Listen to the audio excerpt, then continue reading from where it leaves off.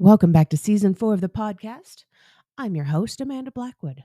As many of you know, I wrote my autobiography as a survivor of human trafficking. It's called Custom Justice, but if you didn't know, you do now. Keeping in line with that, this podcast has been dedicated to interviewing people who also wrote about their own experiences as trauma survivors and how they overcame the past. Stories of hope live here.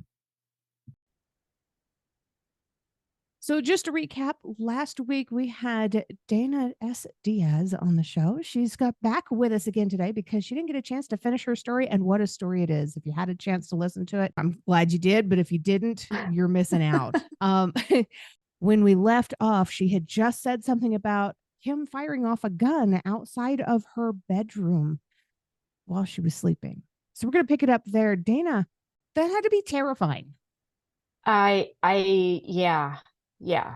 And to give people a frame of reference, I don't want to say most people, but generally people live in, let's say, a city or a town or a subdivision. You have people living next door to you, and I have to give you this, where I was.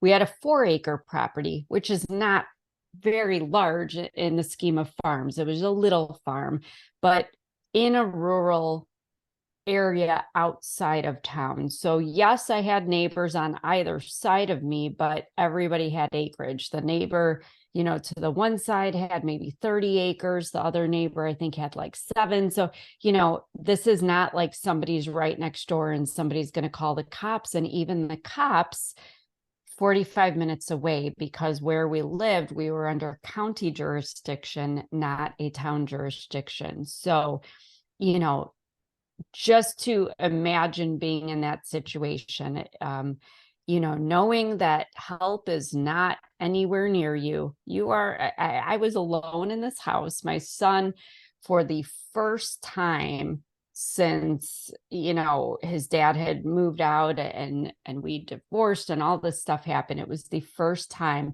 he just wanted to go and be with his friends and hang out and sleeping over at a friend's house. And I just wanted him to be 17 and live his life and not deal with, the tension and all this stuff, all this adult stuff that really had nothing to do with him. I just wanted him to have some normalcy, which I think any parent would want for their kid. So he was gone. I'm there alone. I'm in bed in a small little house on this property where I know nobody else is near. And, what am I going to do? And the other part of that is it is pitch black. I mean, when you're in the country, anybody who lives in a small town or in a rural area understands what I'm saying, that when it is nighttime, there are no street lights. There's, the only lights are lights coming from inside or at the exterior of homes. So, there's nothing. It's black. It's dark. I don't even know where he is outside, except generally behind the house, outside the bedroom window. But it's not like I could see where he's going or see shadows of any kind. So from the bed, I hear these gunshots, not even sure how I got from the bed to the corner.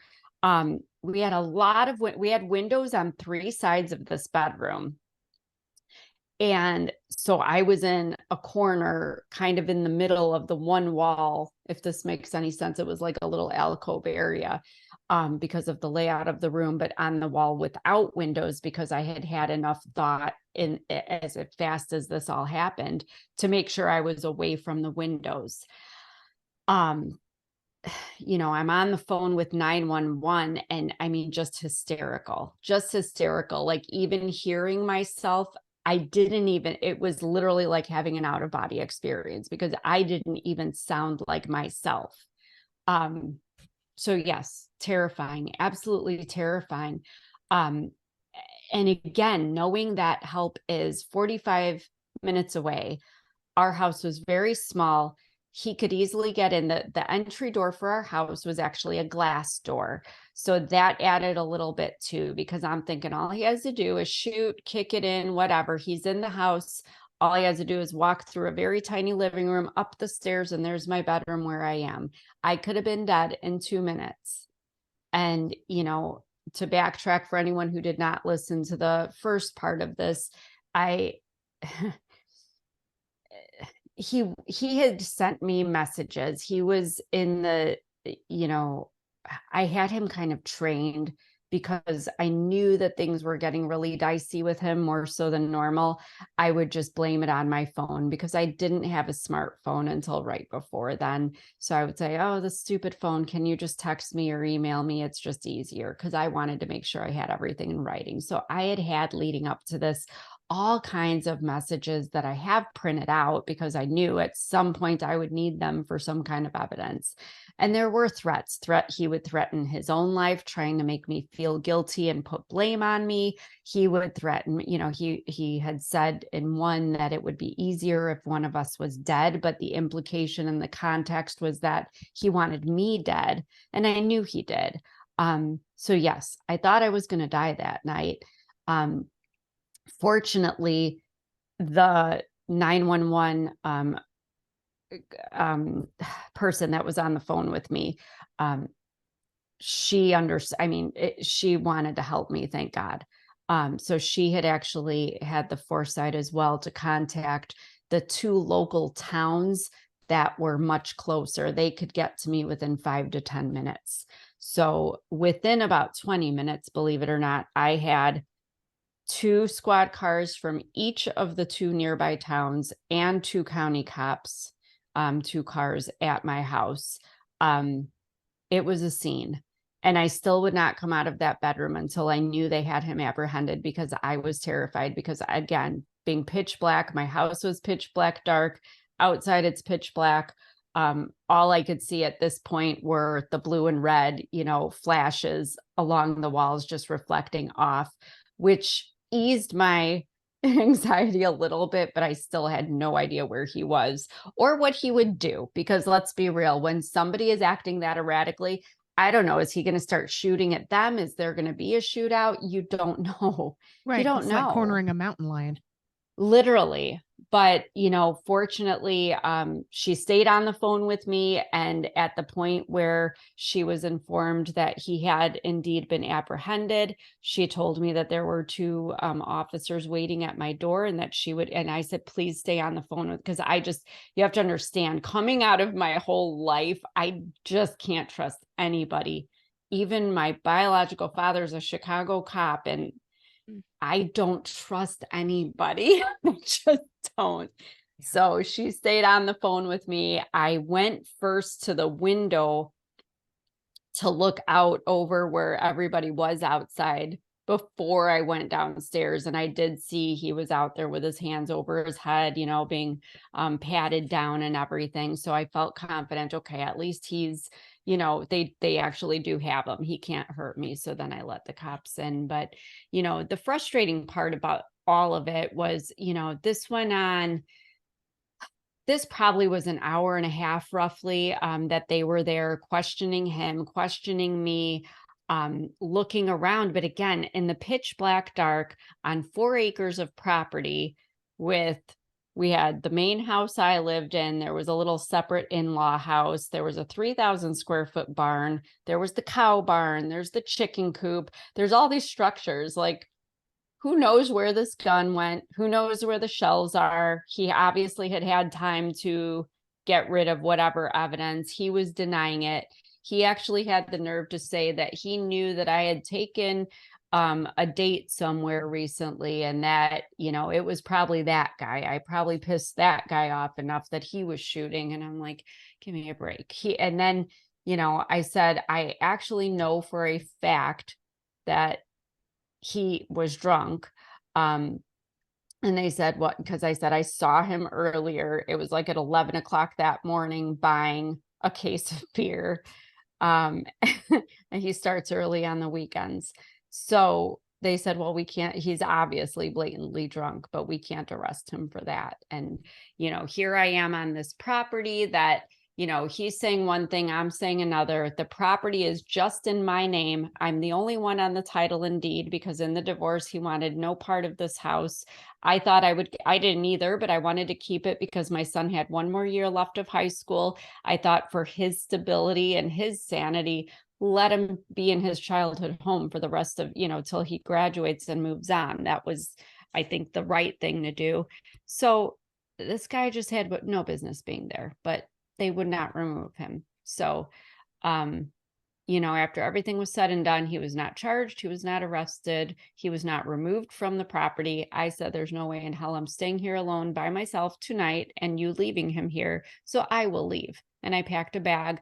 And, you know, they obviously didn't feel comfortable letting me leave alone. So they agreed, all these officers, that 3 squad cars would, 2 would lead me and 1 would follow behind me to where I was going to make sure I wasn't followed. And the 3 would stay behind to make sure, until they had word that I had safely reached my destination, they were not going to leave my ex.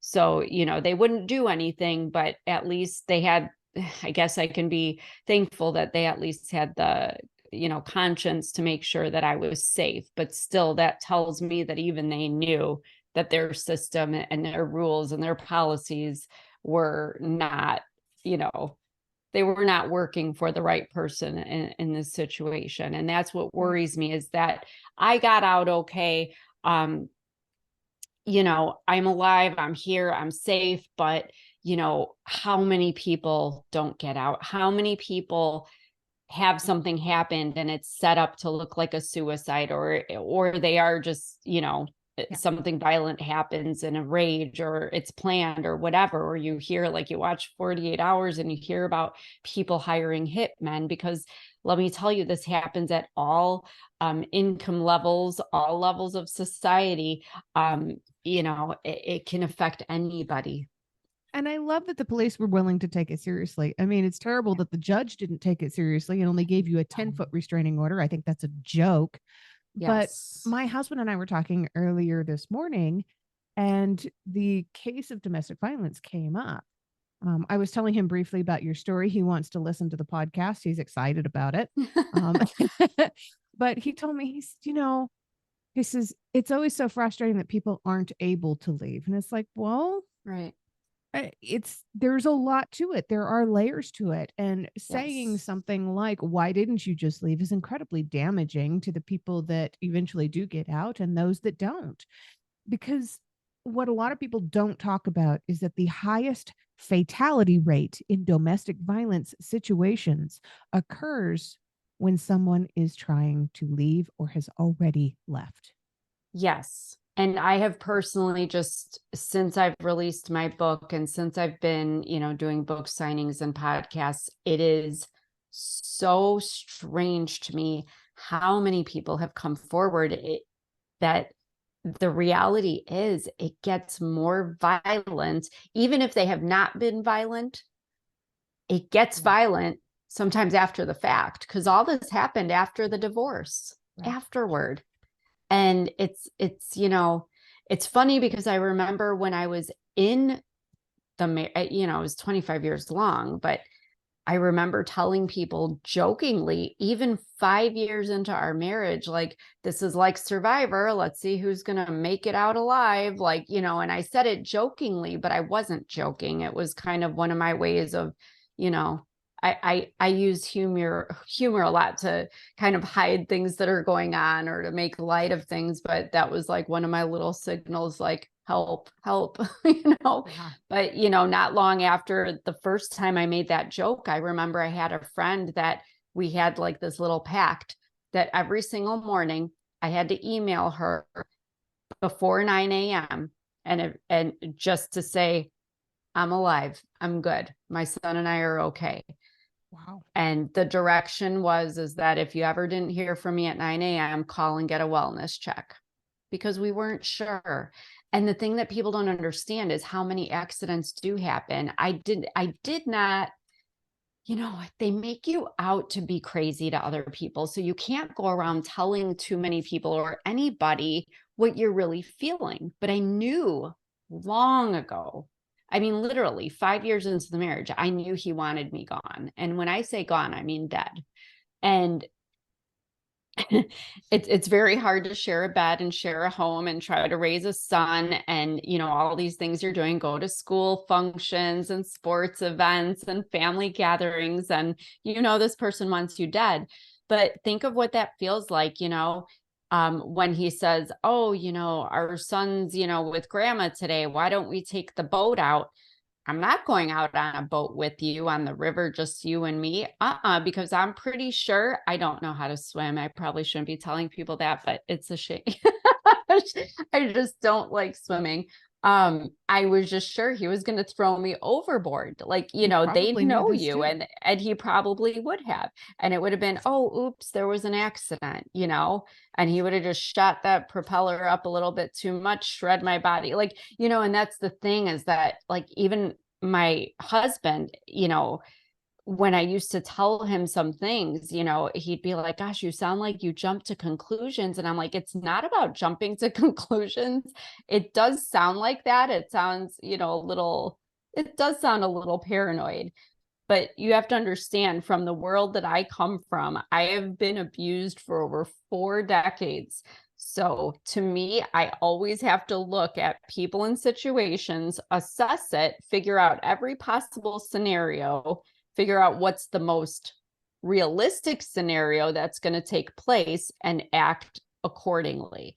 And I have to do this in the snap of a finger in every situation. That is how I've lived. I think that's what people call, when they say you're in a state of survival. That's what it is. You're acting on animal instinct. And if that makes it that I'm jumping to conclusions or paranoid or whatever, you can call me crazy. Lord knows, I've had that label for a long time, but it's reality for victims.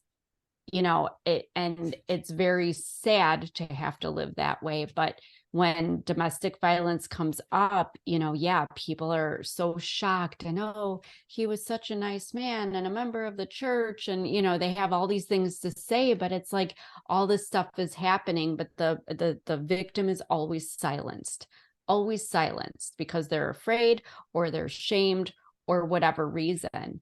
And when you do open your mouth, yeah, the shame of somebody saying, well, if it was so bad, why didn't you say, why didn't you leave?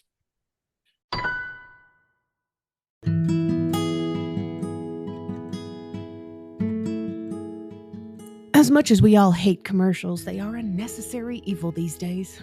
That's what keeps the show on the air. You can show support by purchasing one of my mini books or donating through PayPal, or even just leaving a review on whatever platform you listen to this podcast on. You can find the links for the books or donation options in the podcast description under the guest information.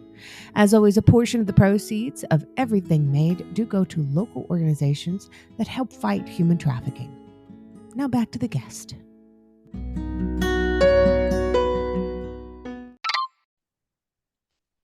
So once you were able to get out, what were the next steps for you? Once you were able to get away from him and you're starting to try to process everything and to heal, what was it that helped you? Were there people, were there institutions, resources, services?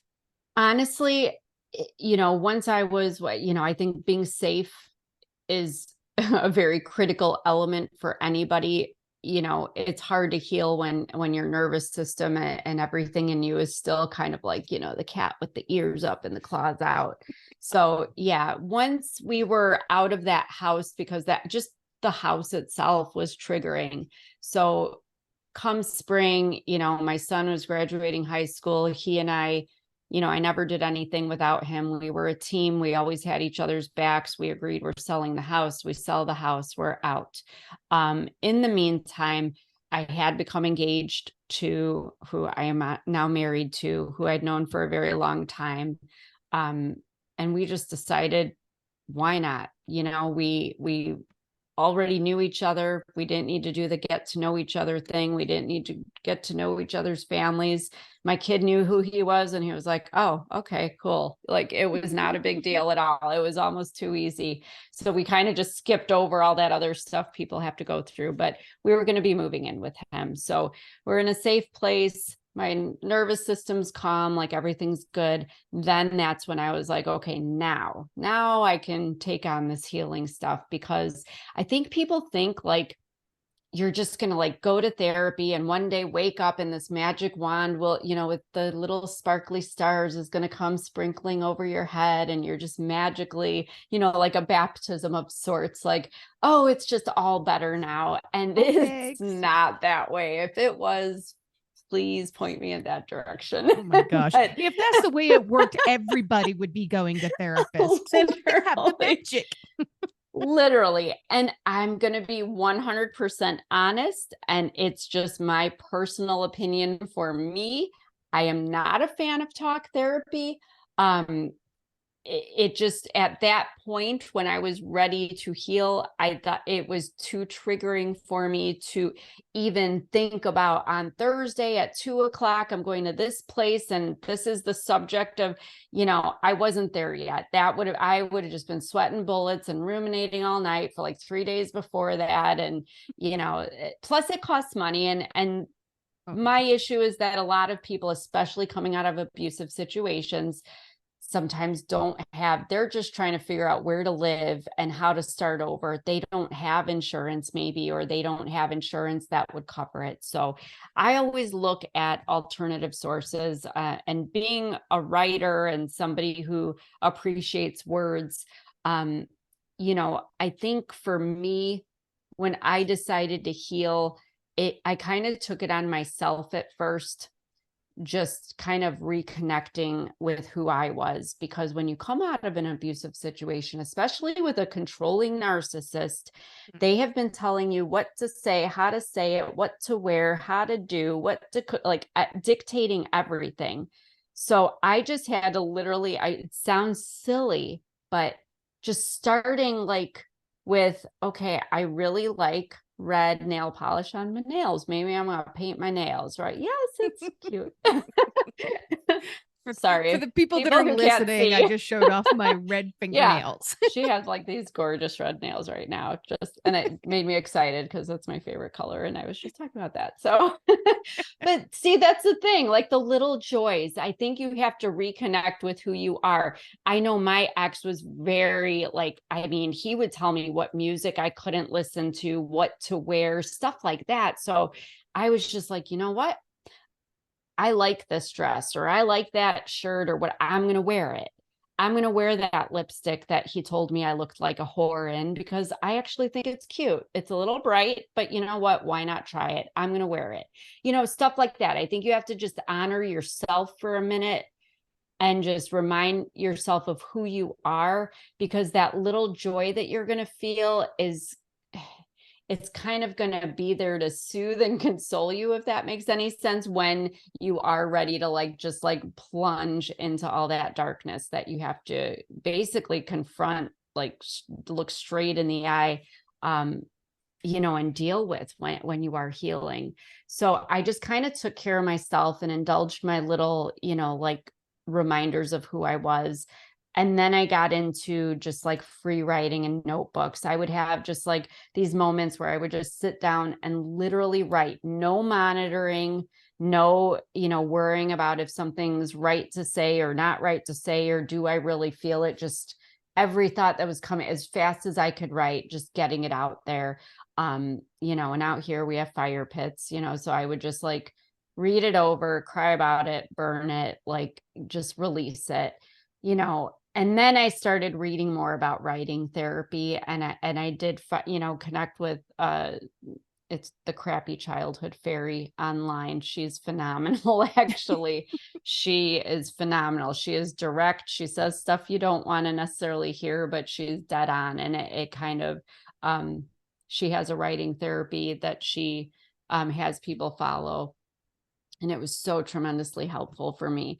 And music, in Gasping for Air, my book, the chapter titles are actually song titles, because when I was a little girl being abused, I would get in trouble for opening my mouth and standing up for myself, or telling somebody they were wrong, or, when I got older, I was calling my abusive stepfather an a-hole, because he was. And then I would get, pushed or shoved or whacked or whatever, slapped across the face, whatever. But music was always safe. Music did not get me hit or in trouble or pushed out of cars or any of the things that happened. So I found that if I, sang music or just even played it, and the lyrics would really express, things that I couldn't express myself, but I couldn't get in trouble for listening to it. So it was just kind of my outlet. So I just tell people, just do what feels right to you. There's art therapy now. There, I've heard of music therapy. There's so many different ways. And if you want to go sit and talk to somebody every week at 3 o'clock on Thursday, then I know people who have had a great benefit. But I think we all are unique individuals, and we have our certain, things we respond to and things we don't. So, I just always tell people, you're ready to heal, start with yourself. Just take care of you first. Take care of you, figure out how you want to heal. And when you're ready, it's going to be nasty and it's going to be awful. And it's going to take a physical and emotional toll on you. You're going to get a lot of headaches and stomach aches, and you're going to probably want to sleep a lot. But it'll be okay, because eventually when you come to accept everything that happened for what it was and realize that you were not responsible and that's somebody else's burden to bear, you kind of release yourself of all that. And I think that's where healing really starts, is not so much forgiving the other people for what they did, but forgiving yourself for carrying their burdens and their shames and their insecurities on your heart. Your book, Gasping for Air, people are able to find this through your website. And there's a link there that'll take you to the Amazon page, or you can just look for it by looking for Gasping for Air by Dana S. Diaz. I think it's an amazing book. I think you've done Thank you. something that is not exactly an easy thing to do. No. And I didn't ask you ahead of time. I forgot to do that. But do you have a copy of your book handy? Do you have maybe 1 to 2 minutes that you would like to read for us? Yes. Awesome. Yeah, I do. I have a copy of the book. It's right here. If anyone, I can't even see. Oh no, it's not showing it. No, it's not showing it because I have my background. But yeah, I wasn't sure what part to read because I don't want to give away some stuff. So I thought I would read what I call the afterword, which is the ending part, because I want to leave everybody with just some thoughts and some hope. Oh, okay. So bear with me, people. It's just 2 pages, I promise. By the time the movers came with their semi-truck at the end of April, the house was barren. Closets and cabinets were empty. No pictures or decor hung on the walls. Only the beds, sofas, and the large basement TV remained.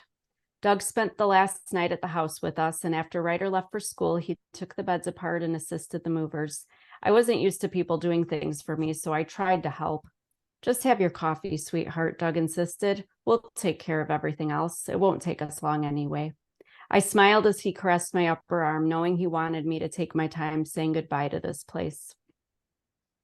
So I stood at my kitchen sink in my gray pajama pants and lighter gray t-shirt, looking out the window to the back couple acres. The sun was shining, but I could feel the chilly spring air coming in through the open doors.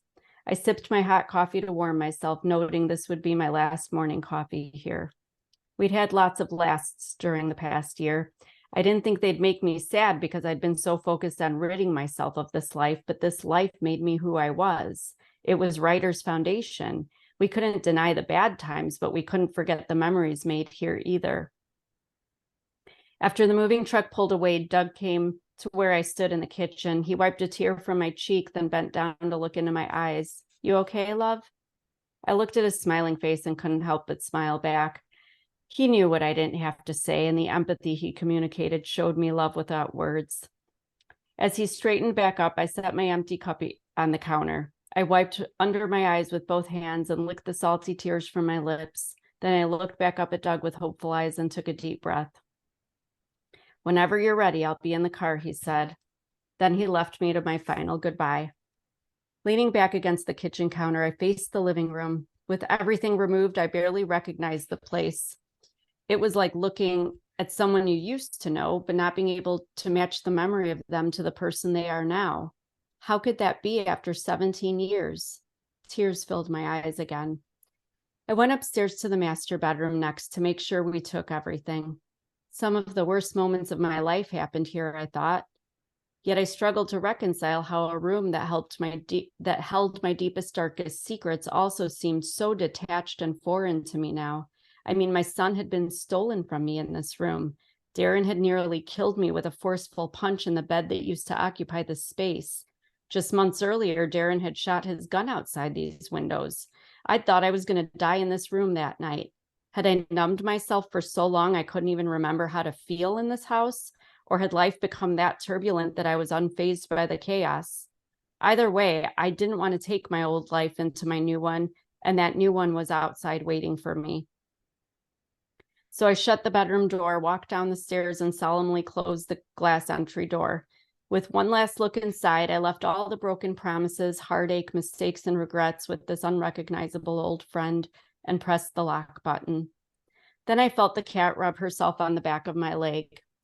Not. She was the last of our many barn cats to remain. Darren was supposed to have taken her, but here she still was 2 months later.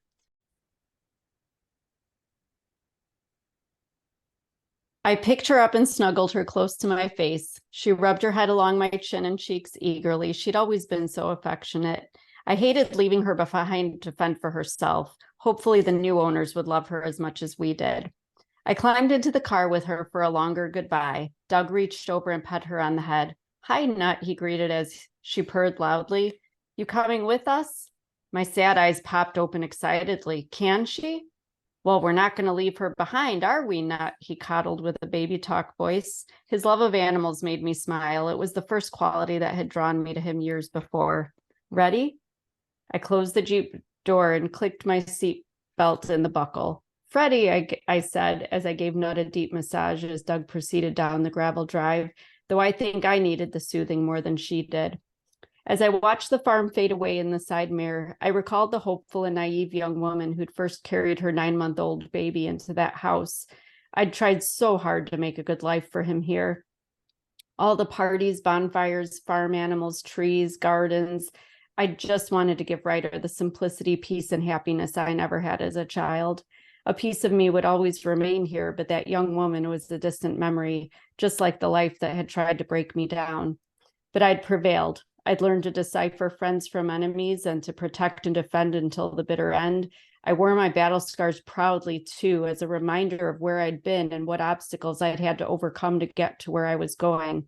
I'd risen above every challenge set before me and helped my son transform his own wounds into strength, wisdom, and maturity only life experience could provide. I was proud of the young man he'd become and prouder of myself for holding on to the hope of love despite it all. Love was all I'd ever wanted anyway. I'd thought I needed to earn it. I'd gone to great lengths to get it. When I hadn't, I thought I didn't deserve it. But when I finally realized my self-worth, I realized love had been in me all along. It brought tears to my eyes when you when you talked about arriving at the home with your baby in your arms and knowing that he grew up there. You sacrificed so much to make sure that he had a home and to make sure that he knew that his mother loved him more than anything else in the world. You're making me cry now. And for all the people, exactly what I thought. And for all the people who say, why didn't you just leave? Well, there you go. That's a It darn was good all for my reason. son. You sacrificed your life for your child. That's how it felt. You don't have to die to sacrifice your life for somebody else. That's the thing, is that when my health came into play and my body was shutting down, I had to, it killed me to have to break my promise to my son, because I had promised him that we would stay and that I would wait until he left for technical school after high school, but I had to choose me. And, the thing is, I think so many people like me, do these things for their kids and make these decisions based on their children. And, at one point, again, I mentioned my biological father is, he retired recently from the Chicago Police Department, but, after my ex shot the gun, I mean, my dad was just very pushy, which was not his nature. But, he said, if you knew the domestic calls that we get that we have gone on and they end up dead, they always end up dead. And there's never a paper trail. Nobody has ever reported an instance. Nobody, because victims are afraid. And he pressed me and pressed me. And, eventually, at one point I said, I can't, I promised my son. And he said, your son will get over it. You are the parent. You have to make the right decisions. He will get over it, but he can't get over it if you are not here. Then what will happen then? And I had to really think about that, but he was right. And he how many years as a cop did he see these things? And yeah, so we feel bad because we always want to do for our kids, but sometimes you have to do for yourself. And I think in the end, I learned maybe a little too late that me being happy and me being healthy was the best thing for my son, He no needed matter to how see that that. had to happen. He did. And the thing is, he did. He would say to me, wow, I haven't seen you laugh and smile this much, or I'm glad that you have friends now and that you're going and, having dinner with people and that you have a life. He never saw mom do those things, and it did make him happy. So it was okay. And if I would have known that, I might have tried to make my escape a little sooner. But, the things we do, I think life has a path for us, whether, we think we're in control, and we try to be, and sometimes we are, sometimes we're not. But eventually, I'd like to think that when we take the reins a little bit more and make better choices, that we're where we're supposed to be. So that is why I wrote the book. That's why I'm, on podcasts and speaking and meeting people and reaching out, because I just want to show other people. And I'm not saying it's possible for every single person, because there are really awful situations that I would worry more for somebody trying to leave than for them to stay. But I would like to think for most people that I can be an example of, it's going to be okay.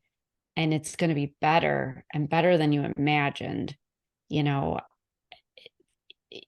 I had a college degree in journalism and psychology, and he had me cleaning people's houses, scrubbing toilets, which I'm not one of those people that thinks I'm better than anyone else. But, a couple of years ago, I was scrubbing toilets, and now I'm on podcasts all over the world, and I have 2 more books coming out. And that's not a brag. That's a point that you think you're in this circumstance in your life and that'll never happen. I'll never get out of here. I'll never be anything or do anything. Guess what? You can make that choice. You can make the choice. And once you make the choice, it may take some time, but you will find that when you have a goal and you're imagining that life that you want, you will start to work towards it. But if you don't see it, you'll never even try. So you have to know that it's possible. Yes, absolutely. This has been probably one of the best conversations with somebody I never met prior that I've ever had. Oh, I'm so glad. I'm so glad. This has been amazing. And I haven't even gotten to my very favorite question yet. It's always my favorite question. It's always my last question. Okay. And I end it with your answer. What is one thing that you truly love about yourself that's not related to your physical appearance? I think I've had a hard time. I mean, self-love is new to me. But one thing that I do, I don't know, I think it's just my sense of humor. And I don't think I've been able to really put it out on this podcast, but like my one best friend, she just makes me laugh because I'll be dead serious telling her something. And she's like, it's just your delivery. Like you could be talking about like the worst possible thing that could happen to a human being. and the way you say it. And I don't know, I guess you'll have to get my book, because another friend of mine read the book and she's like, I don't know how, but like some of the things you said in this book, like your thought process, she's like, it's actually funny. And she says, I found myself laughing at things that aren't even funny. Like, so I don't know. I guess I like that about myself, because, I can be a little snarky and whatever, but it's stuff that everybody's thinking. They just don't say it. And I am pretty straightforward. And I am that person in the room that will just say it. And I don't mean it offensively or in a bad way, but I can appreciate my sense of humor. And oftentimes I make jokes and I laugh very loudly, and my husband's just sitting there silent, and I'm just like, okay, I thought it was funny. So tough room. So I think it's just the ability to laugh also. If I could tag along with that, I just think that, we are talking about some serious and dark stuff here, but my gosh, it feels so good to laugh and to smile, and you have to find some joy in life, so it's good to laugh. If you've enjoyed tonight's episode, please make sure you check out the episode description. You'll find links there on how you can learn more about this guest, links to connect with them on social media, and how to support the podcast. Remember, I don't get paid to do this. My boss is a bit tight-fisted, but I can say that. I work for myself. In short, this show really is all about the guest. If you've enjoyed their interview, please feel free to let them know. You can also tune in to the other podcast, Growth from Darkness, which is co-hosted by a lovely lady from Australia. We talk about what trauma responses are and healthy ways to move beyond the past. For more information, just go to growthfromdarkness.com.